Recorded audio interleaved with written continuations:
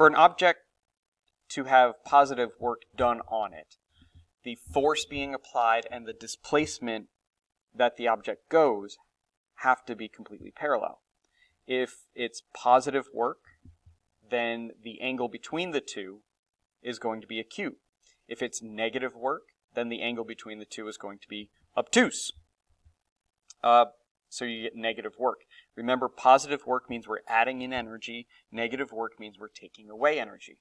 We take away work when work is done by a non-conservative force. And we put energy back in whenever we are doing positive work. So we're increasing the system's total energy.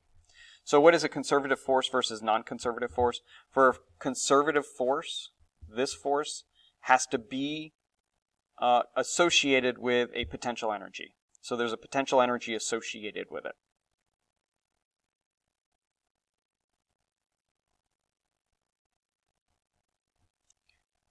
So we've got potential energy associated. What kind of potential energies do we have? We have UG and we have US.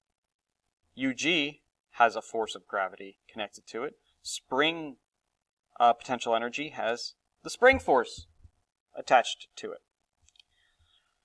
So conservative force changes the types of energies from one type to another.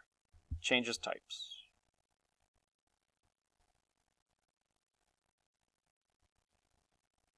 So for example, gravitational potential energy is converted to kinetic energy through the use of a conservative force. When gravity does work on a roller coaster to bring it down a hill, it's transforming that gravitational potential energy into kinetic energy because gravity is a conservative force. It's changing the energy without stealing any. Okay. For a non-conservative force, obviously, there is no potential energy associated with it, so it changes the total mechanical energy.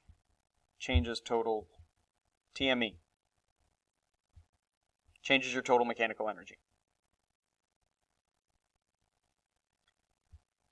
For example, if we go back to that roller coaster situation, we have gravitational potential energy.